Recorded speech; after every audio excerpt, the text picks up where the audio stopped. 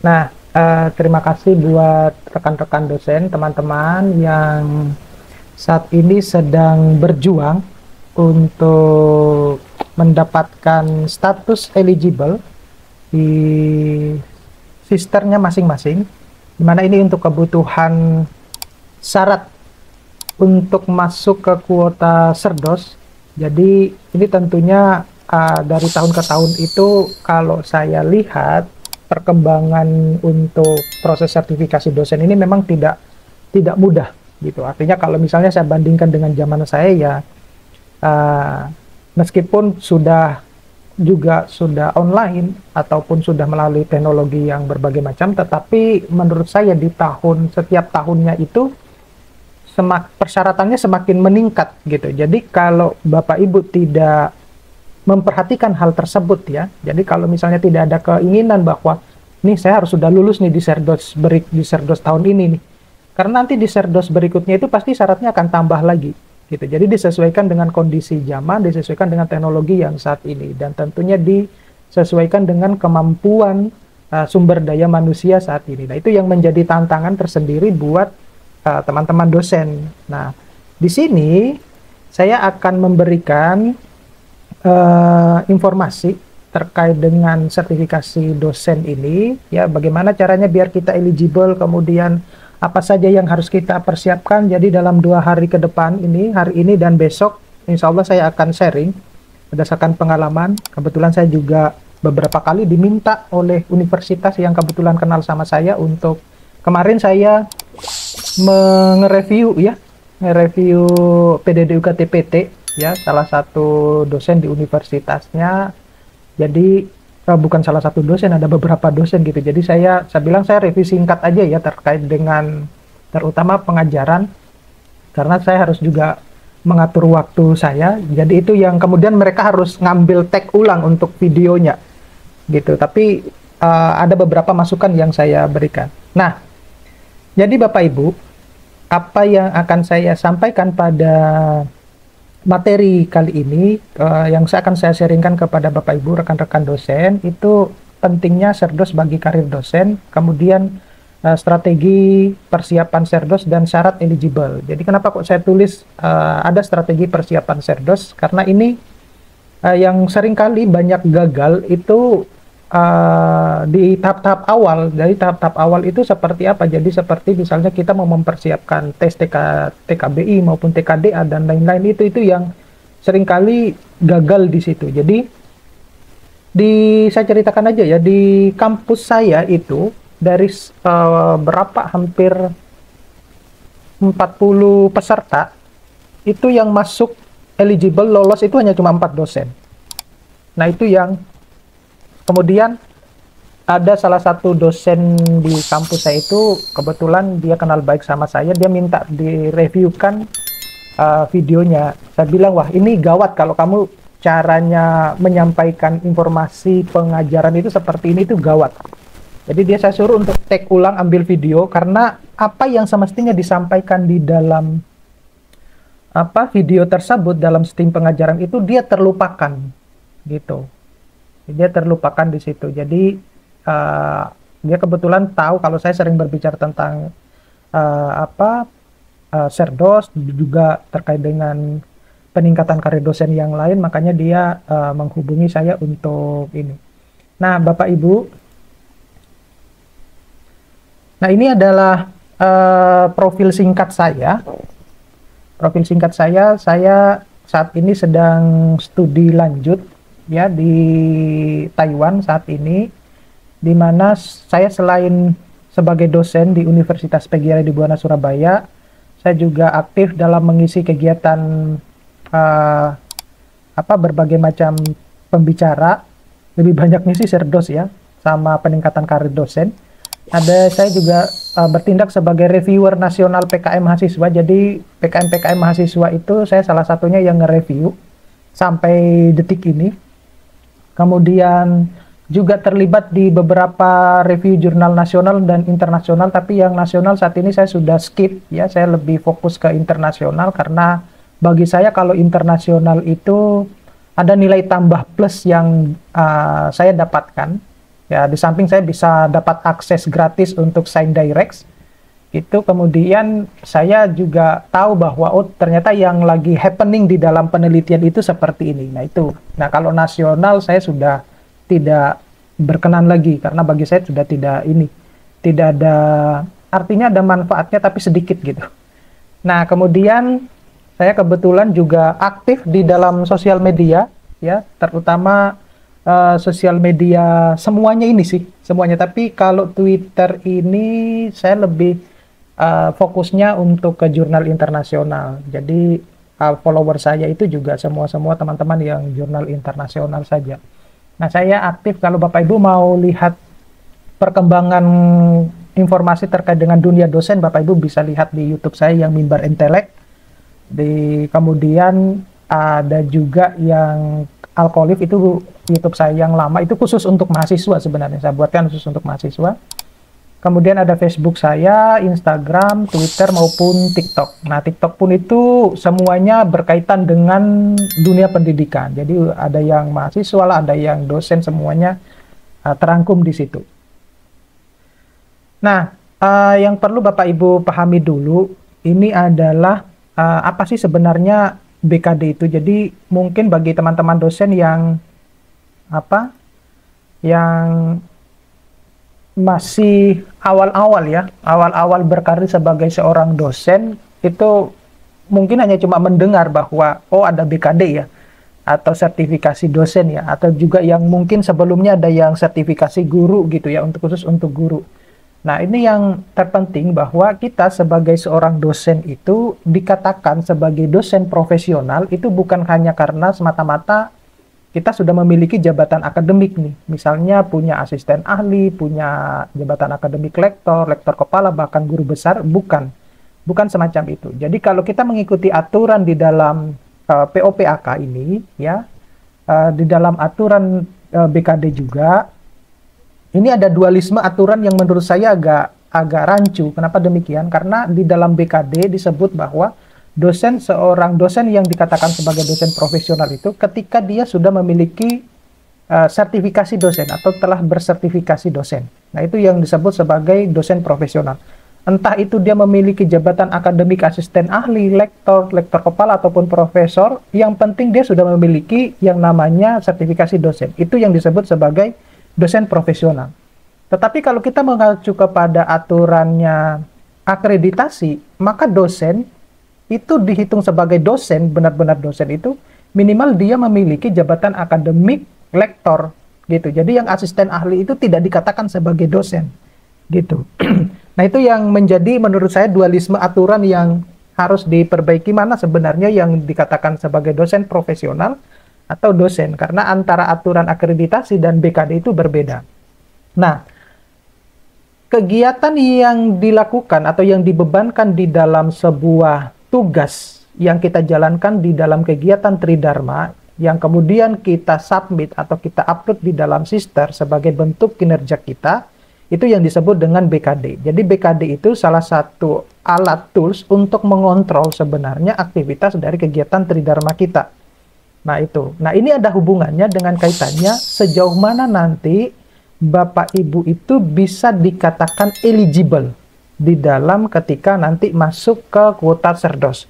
Nah, jadi kalau Bapak Ibu meskipun sudah melakukan aktivitas kegiatan Tridharma, tetapi tidak misalnya mensubmit atau melaporkan kegiatan Tridharma tersebut di dalam sisternya, maka pelaporan BKD-nya atau LKD-nya akan tidak memenuhi dan berwarna merah. Nah, itu yang artinya ketika Bapak Ibu pun meskipun sudah katakanlah punya jabatan akademik lektor kepala, tetapi kalau misalnya di dalam pelaporan Tridharma perguruan tingginya, terutama untuk pelaporan BKD, LKD-nya, itu tidak memenuhi, maka Bapak Ibu tidak akan pernah menjadi atau masuk ke dalam sistem yang eligible di situ.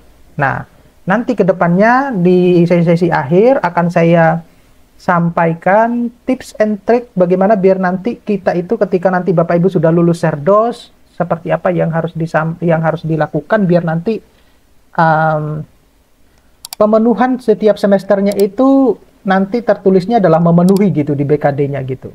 Karena ada banyak kasus sampai detik ini pun, ya, saya kemarin mendapatkan list, bahkan sampai ada guru besar pun itu tidak dicairkan tunjangan profesornya hanya gara-gara tidak memenuhi, gitu. Jadi ada beberapa juga profesor yang minta tolong seperti apa harus strateginya.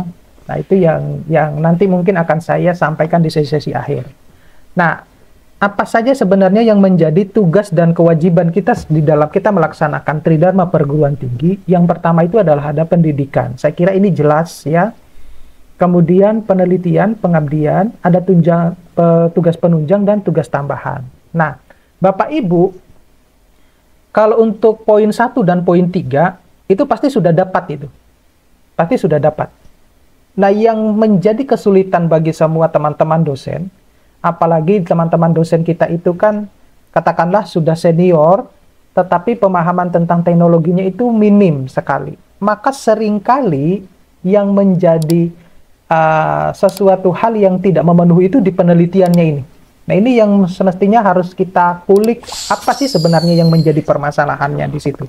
Nah, Bapak Ibu tidak perlu harus memperhatikan yang poin 4 dan poin 5, karena bagi teman-teman dosen yang baru berkarir itu tentunya jarang sekali itu ketika sudah masuk menjadi seorang dosen, apalagi beliau misalnya belum memiliki jabatan akademik, tiba-tiba menjabat gitu. Nah, itu jarang sekali terjadi hal semacam itu. Nah, adapun kalaupun ini, itu berarti entah itu dia sudah diatur statutanya di dalam sebuah universitas tersebut, di dalam renov dan statuta itu, atau seperti apa gitu. Tetapi yang penting itu Bapak Ibu harus memperhatikan poin 1 sampai 3 ini ya. Jadi ada pendidikan, penelitian dan pengabdian.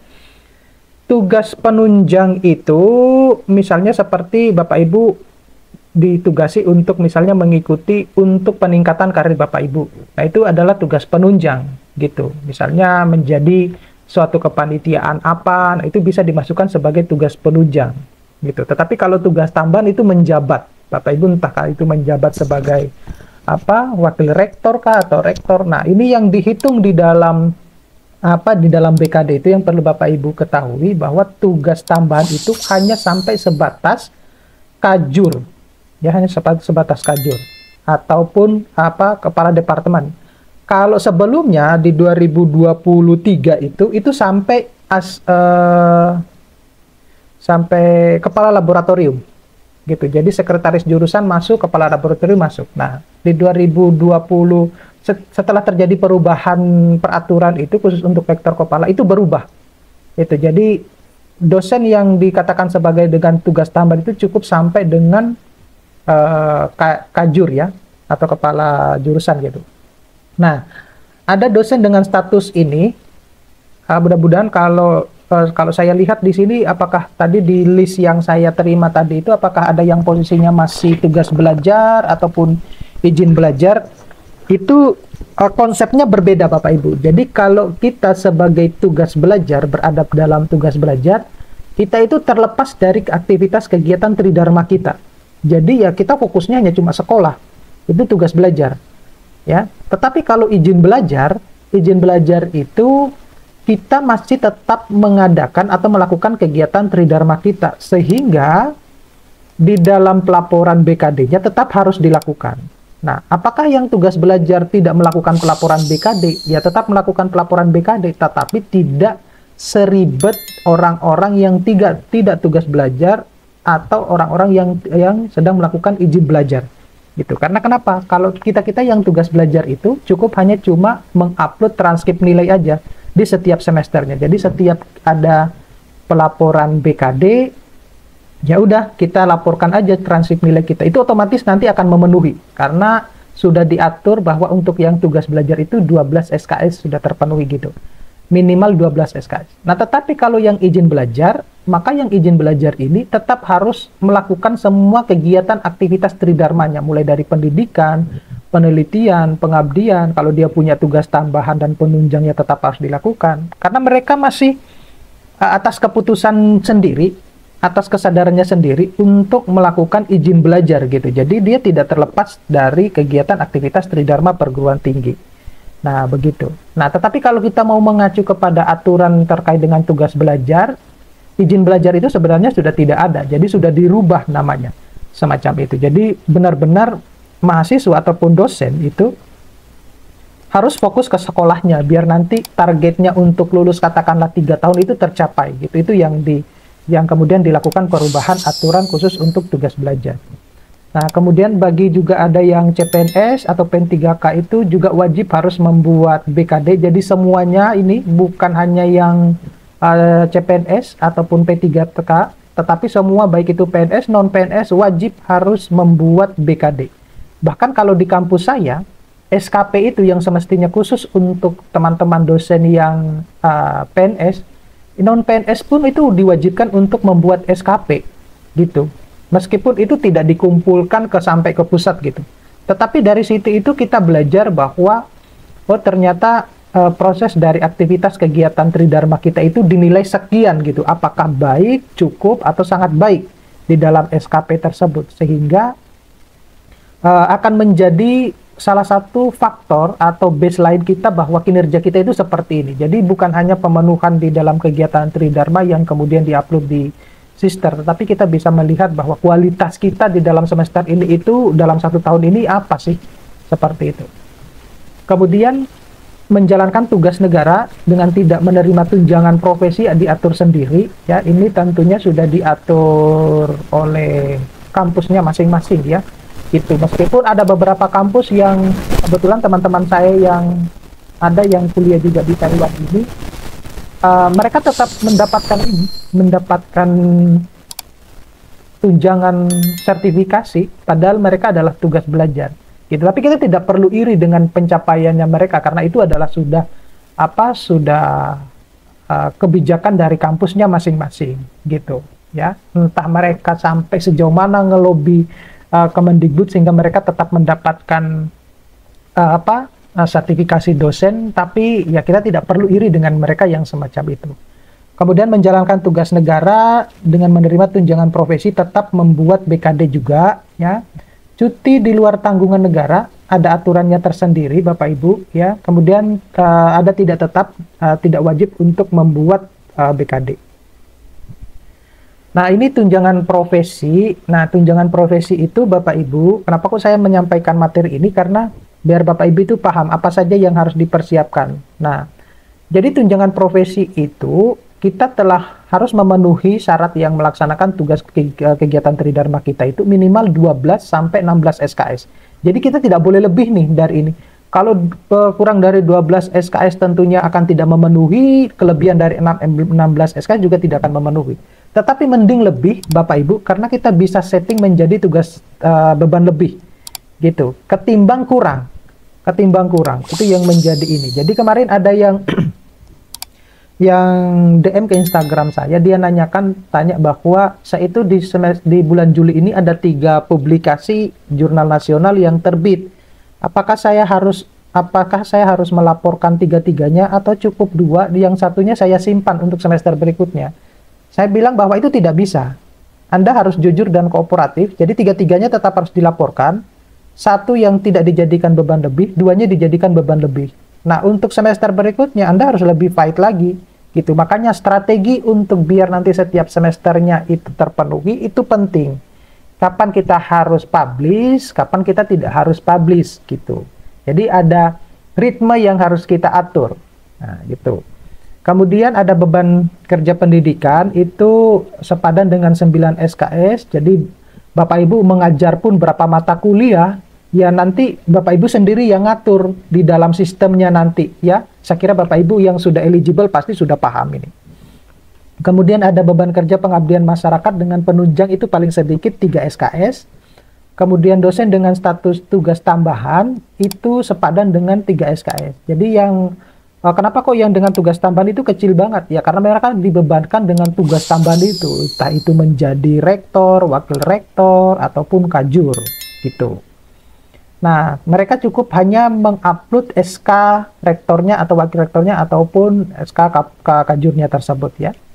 Kemudian ada tunjangan kehormatan khusus untuk yang profesor. Ini yang kemarin heboh ya di salah satu YouTube. Saya juga alhamdulillah di YouTube saya itu ketika saya bahas yang keprofesoran yang banyak profesor abal-abal itu, ini mereka sepertinya kok tidak mikirin ini ya, gitu. Kalau menurut saya, versi saya, karena ketika mereka jadi profesor, mereka mungkin bangga dengan statusnya seorang guru besar gitu kan.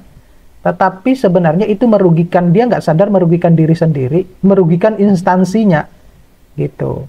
Nah, kenapa demikian? Karena kenapa kalau dia merugikan diri sendiri? Jadi seorang profesor, kita guru besar itu tidak hanya semata-mata, oh yang penting saya sudah punya gelar profesor gitu. Enggak, bukan semata itu. Tapi kita harus memiliki kemampuan, keilmuan di bidang tersebut.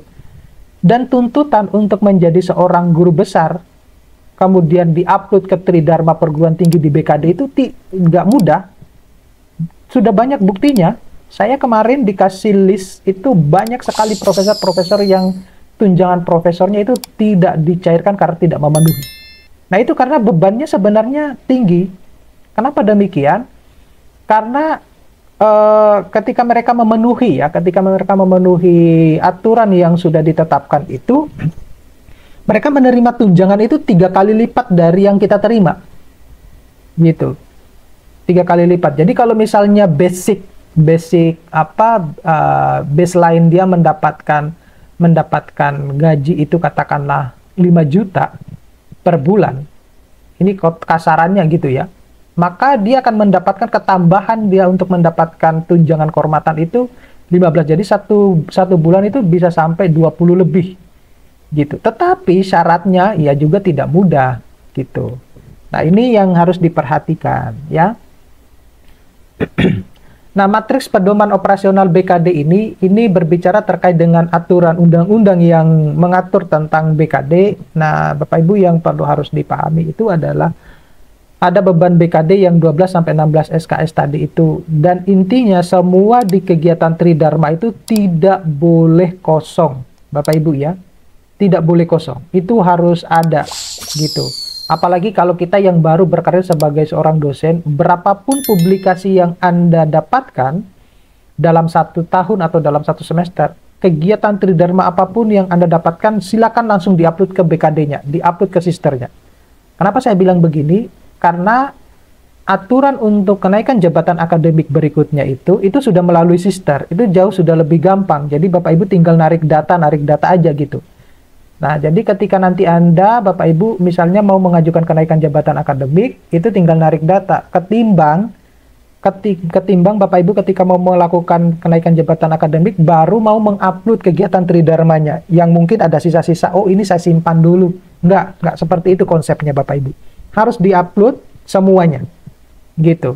Dan Bapak Ibu nggak perlu khawatir bahwa, oh nanti beban saya banyak gitu. Nggak perlu, jadikan aja beban lebih. Saya itu terbiasa menangani dosen-dosen senior saya di kampus itu yang saya cek ya, BKD-nya sebelum diserahkan itu, baik yang PNS non PNS itu sebelum diserahkan ke asesor itu biasanya ada beberapa itu yang saya dipercaya sebagai final touching-nya mereka.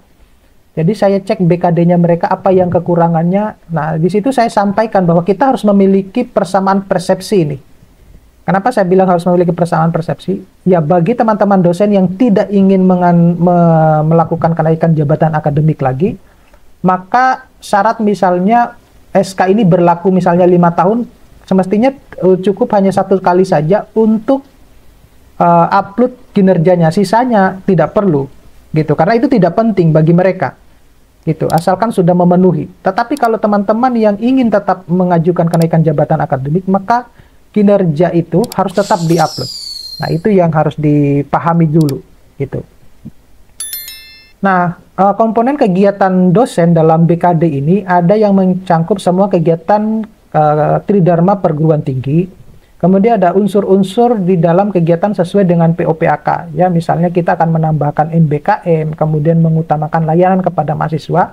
Ini yang menjadi tantangan tersendiri, ya, terutama yang poin 1 menambah MBKM itu, karena di dalam proses Anda membuat tag video itu harus masuk ke IKU berapa ini. Nah, itu yang harus Bapak Ibu perhatikan di dalam ketika membuat sebuah video. Yang kadangkala ketika saya review teman-teman kemarin itu, sepertinya RPS-nya itu tidak dikulik secara mendalam.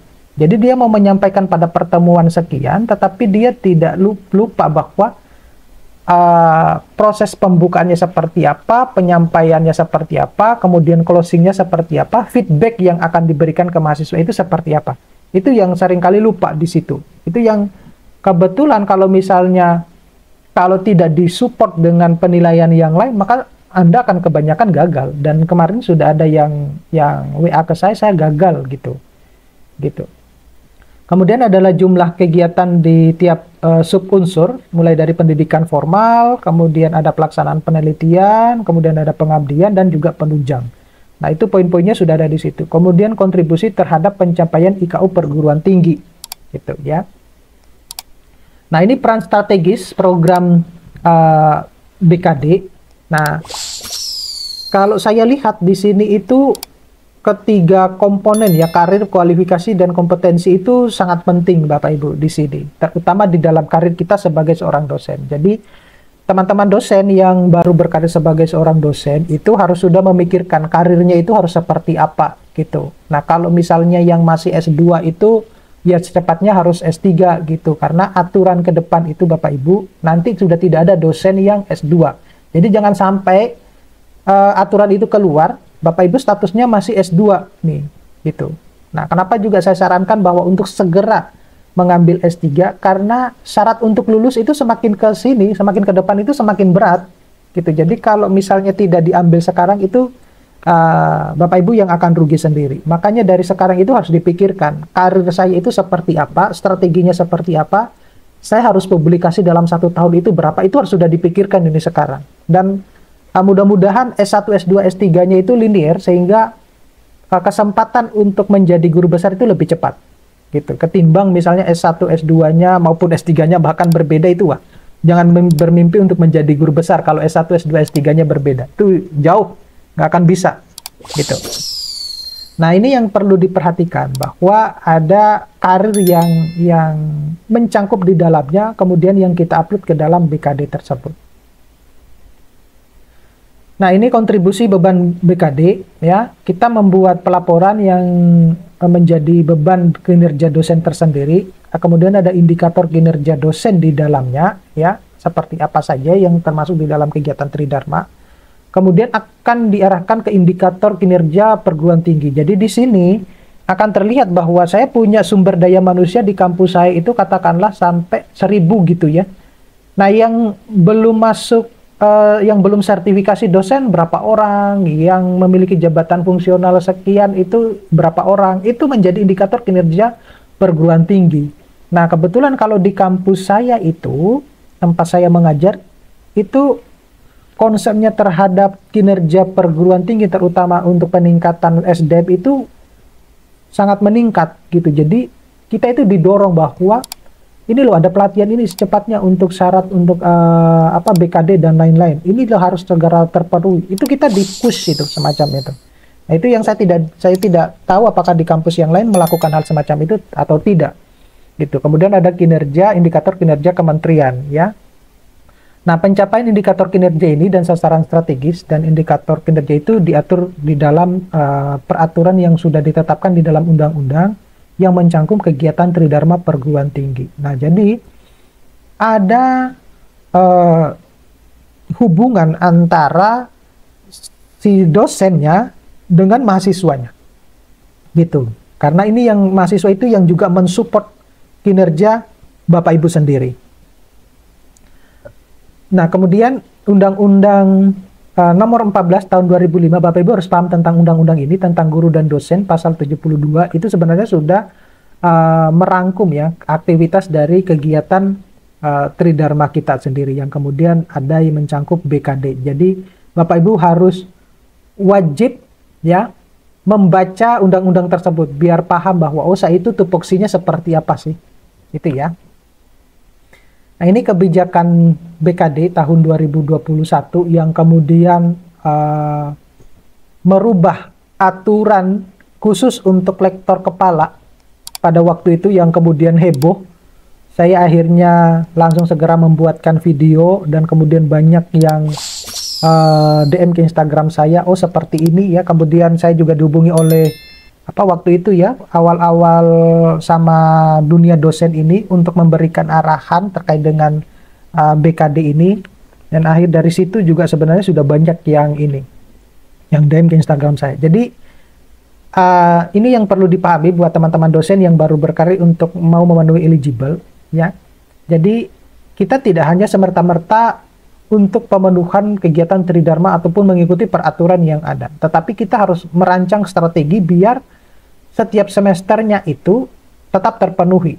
Kenapa kok saya anggap bahwa yang lektor kepala itu berat untuk memenuhi di dalam sebuah BKD?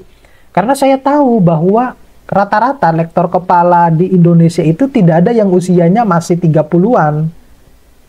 Dan itu mereka sudah, pemahaman tentang teknologinya sudah jauh banget. Jadi mau leading up-nya itu dia slow motion gitu ya. Berbeda dengan, kalau saya bandingkan, berbeda sekali dengan yang ada di luar negeri. Profesor saya itu usianya sudah mau mendekati 70.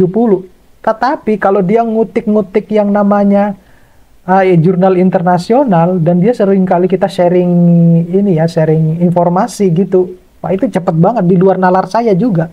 Yang kemudian saya berpikir bahwa di Indonesia kok nggak ada ya yang seperti ini. Itu yang kalau kita berbicara tentang segi kualitas ya, dalam, meskipun kan kebanyakan orang-orang di Indonesia itu kan ala karena kamu belum pernah mengalami usia di usia saya. Ya memang belum, cuman kita kalau misalnya ketertinggalan akan teknologi itu juga kita sangat akan tertinggal bahwa di dunia itu sekarang terjadi apa. Nah ini.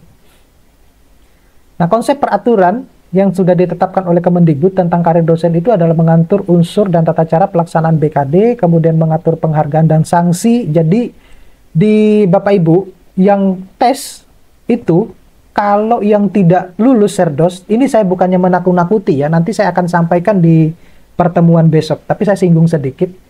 Kalau misalnya tidak lulus dalam tes Serdos, misalnya 2 kali gitu, maka sementara akan di hold itu. Bapak Ibu tidak bisa mengikuti untuk periode berikut.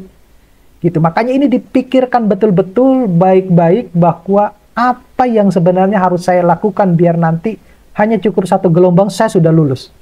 Itu. Nah, itu yang kita akan bicarakan di sesi ini. Gitu. Mudah-mudahan apa yang saya berikan masukan, seperti apa yang harus dipelajari, itu Bapak Ibu bisa terapkan. Gitu. Kemudian mengatur penilaian dan penilai, ya dalam hal ini adalah asesor ya. Kemudian yang bersifat nasional berlaku bagi perguruan tinggi di bawah Kemendikbud maupun kementerian yang lainnya.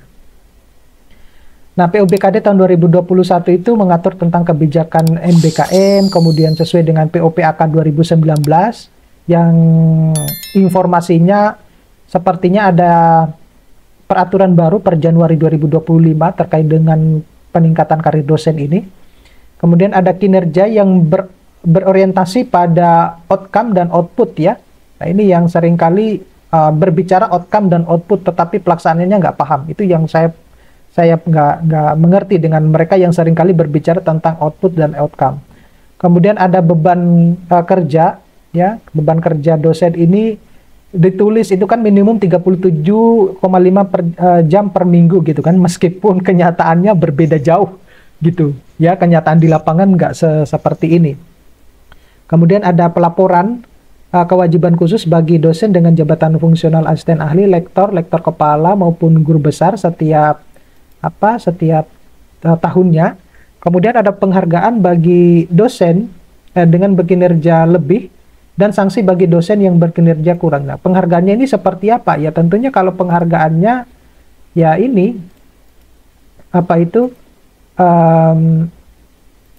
kita berbicaranya terkait dengan tunjangan yang Bapak Ibu akan terima, seperti itu. Nah, ini perbedaan untuk PUBKD 2010 dan 2021. Bapak Ibu tidak perlu menyimak yang 2010 ya, cukup yang 2021 ini karena POPAK-nya masih 2021. Yang menjadi perbedaan signifikan itu adalah kewajiban khusus, terutama bagi yang lektor kepala. Kalau asisten ahli lektor itu menurut saya tidak terlalu berat gitu, karena kalau Bapak Ibu sudah terbiasa menulis dan publikasi itu bukan merupakan sesuatu hal yang sulit sebenarnya. Ini sama ya. Nah, kemudian sistem BKD yang terintegrasi yang mulai Bapak Ibu lakukan, terutama bagi teman-teman dosen yang sudah eligible, pasti sudah paham kalau kita itu melakukan pelaporannya di sister masing-masing. Hanya saja perlu strategi tertentu biar nanti di setiap semesternya itu tetap berjalan, ya, bahwa nanti di pelaporannya itu tetap memenuhi gitu.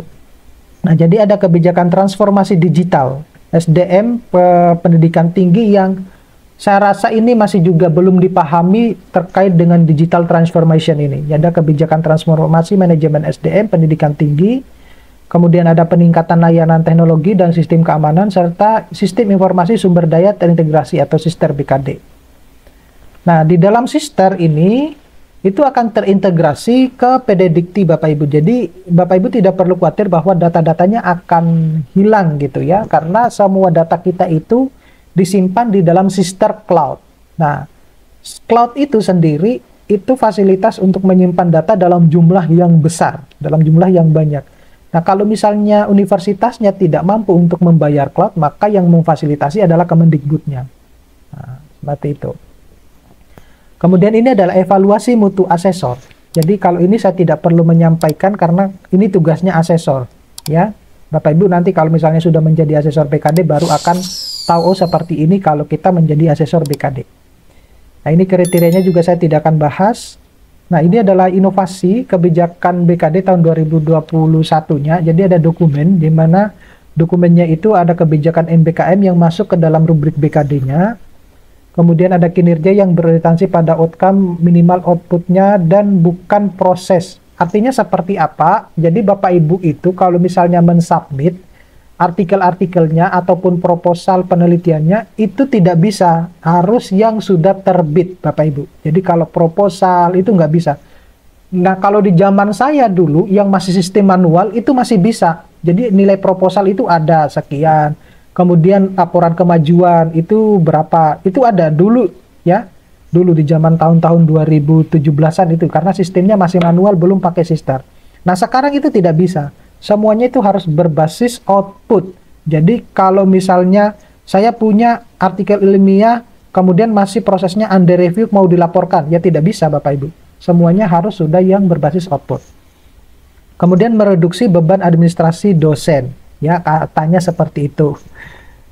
Mekanismenya itu adalah input dokumen dan penilaian secara daring melalui sister cloud. Kemudian ada asesor BKD yang lulus tes kompetensi yang akan menilai berkas atau dokumen yang Bapak Ibu sudah submit, upload itu. Kemudian hasil akhirnya itu ada yang dosen unggul, kemudian direkomendasikan di Jendikti ya tentang pemenuhan kinerja dosen, dan kemudian akan dicairkan tunjangan sertifikasi dosennya gitu. Nah, ini manfaat untuk sertifikasi dosen bagi dosen ya. Jadi yang pertama itu kita untuk meningkatkan kualitas kinerja dosennya ya. Baik itu di dalam kegiatan Tridharma, terutama ya di dalam kegiatan Tridharma kita. Kemudian ada mewujudkan quality assurance ya, di mana dosen-dosen yang telah bersertifikasi itu secara tidak sadar ya, itu akan membantu mewujudkan kualitas assurance ya pendidikan tinggi di Indonesia sendiri, karena memang itu sudah diatur di dalam perundang-undangan. Kemudian yang ketiga itu meningkatkan kesejahteraan dosen ya, karena secara otomatis kalau Bapak Ibu sudah memenuhi, sudah tersertifikasi dosen, maka Bapak Ibu akan mendapatkan 1 kali gaji dari setiap bulannya dari aktivitas kegiatan Tridharma perguruan tinggi itu. Jadi kalau memenuhi 6 bulan ke depan ya Bapak Ibu akan mendapatkan 1 kali gaji ya. Jadi sudah mendapatkan gaji dari kampusnya sendiri, nanti juga akan ditransfer oleh pemerintah gitu ya. Kemudian ada meningkatkan prestasi pendidikan dan meningkatkan kesadaran pribadi dan masyarakat. Ini yang seringkali masih menjadi pertimbangan bagi beberapa teman dosen yang saya tidak ingin menjadi tidak ingin mengikuti serdos gitu. Ya fine-fine aja sebenarnya, tidak apa-apa. Tapi sebenarnya dia tidak sadar kalau merugikan instansinya sendiri, jurusannya sendiri. Karena ketika nanti sewaktu-waktu sudah akreditasi, itu yang akan ditanya pasti adalah berapa jumlah dosennya, berapa dosen yang sudah tersertifikasi. Itu yang selalu akan ditanyakan.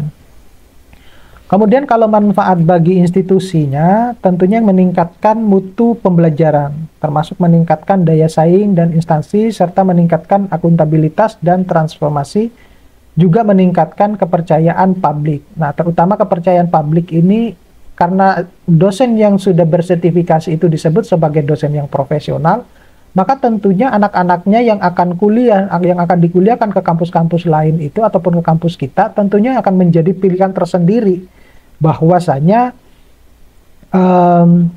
dosen-dosennya itu profesional semuanya gitu.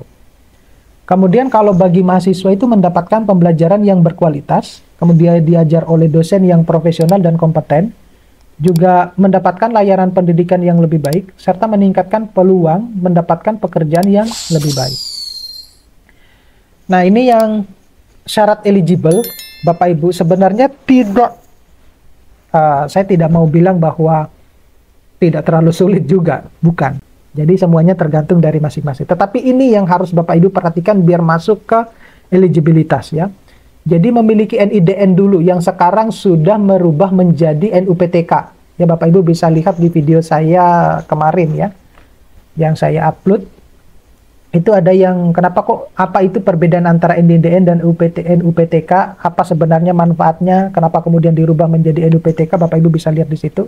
Jadi minimal Bapak Ibu sudah memiliki NUPTK, kemudian memiliki jabatan fungsional atau jabatan akademik sekurang-kurangnya asisten ahli. Jadi kalau saya lihat di list tadi itu ada yang baru mengusulkan, ada yang belum memiliki jabatan akademik. Saya sangat mengapresiasi teman-teman yang belum memiliki jabatan akademik sudah ikut.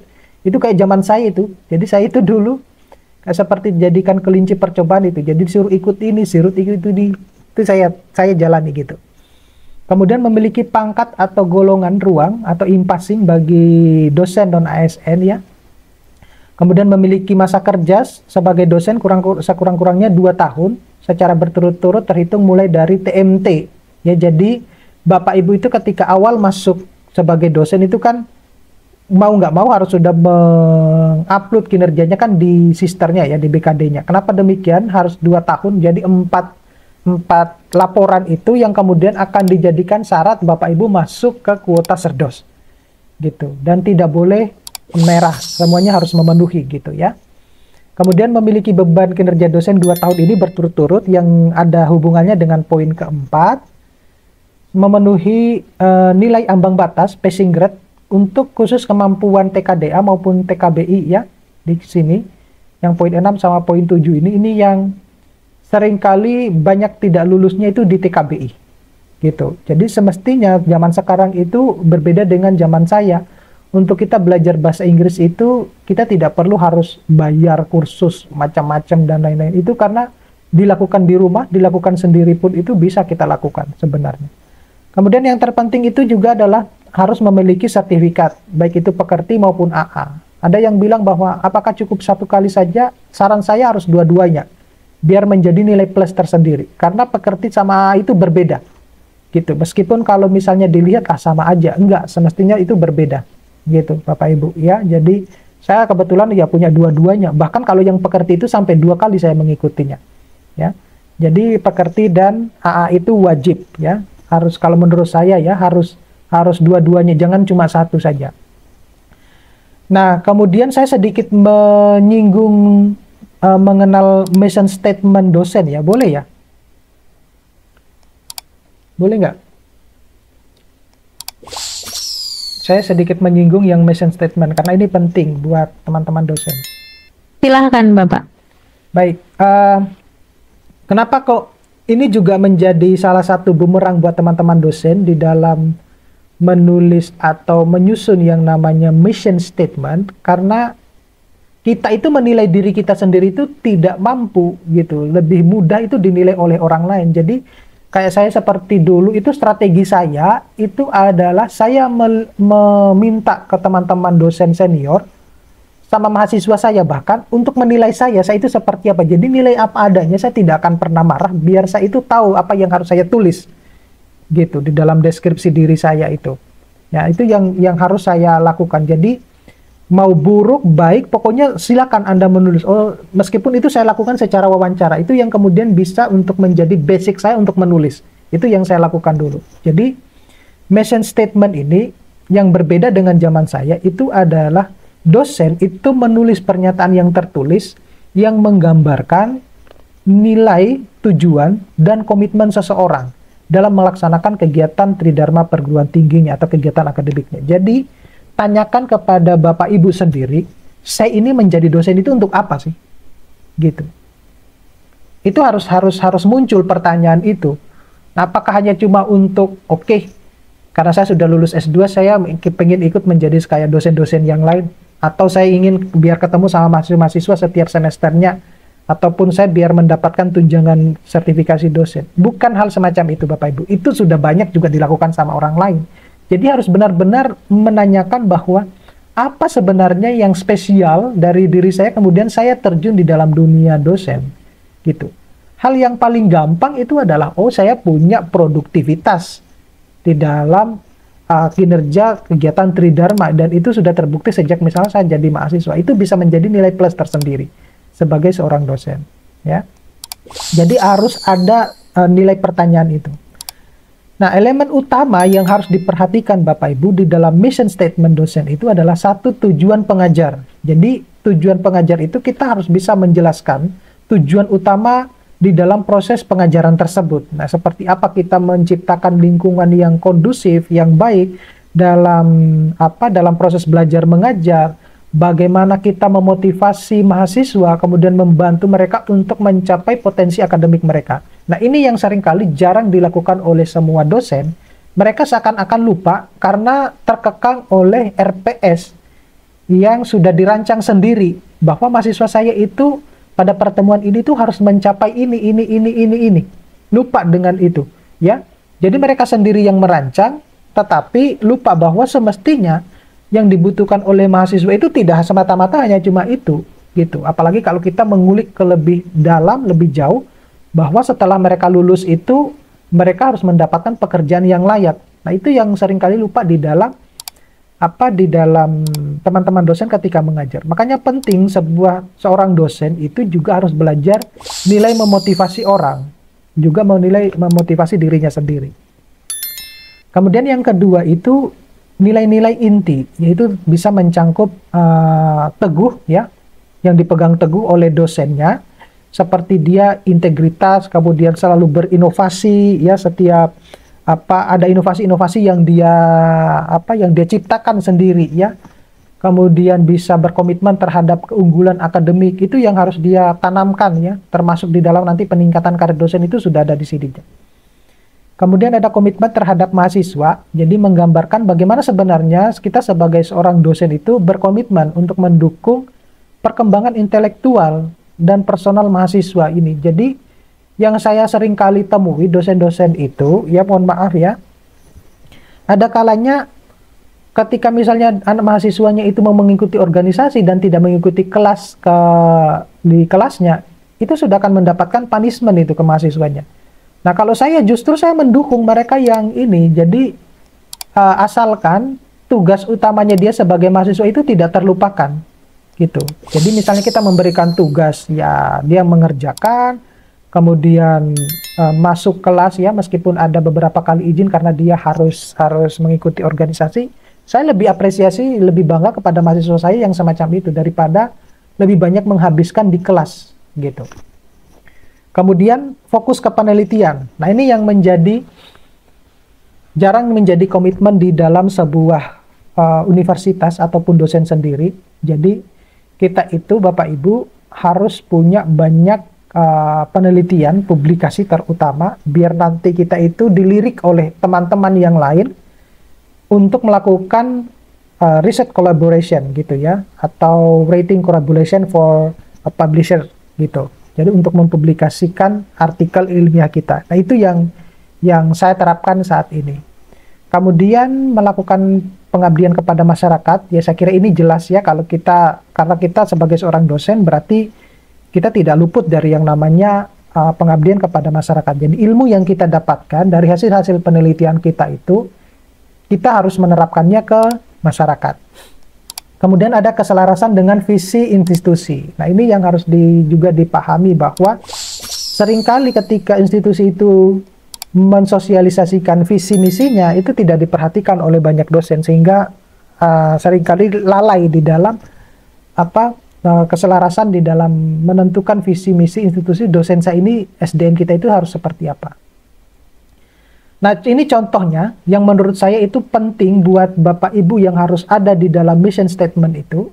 Kalau kita berbicara tentang pengajaran, yang kita tulis itu seperti ini. Jadi, saya berkomitmen untuk menciptakan lingkungan belajar yang inklusif dan inovatif, di mana mahasiswa ini dapat berkembang secara akademis dan pribadi. Jadi, tidak hanya nanti dilanjutkan bahwa inklusifnya itu seperti apa, inovatifnya itu seperti apa. Tetapi ini adalah kalimat pengantar yang menurut saya penting di situ. Jadi yang harus ada di dalam mission statement itu. Artinya Anda Bapak Ibu bisa mencontoh ini, tetapi diparafrase sedemikian rupa.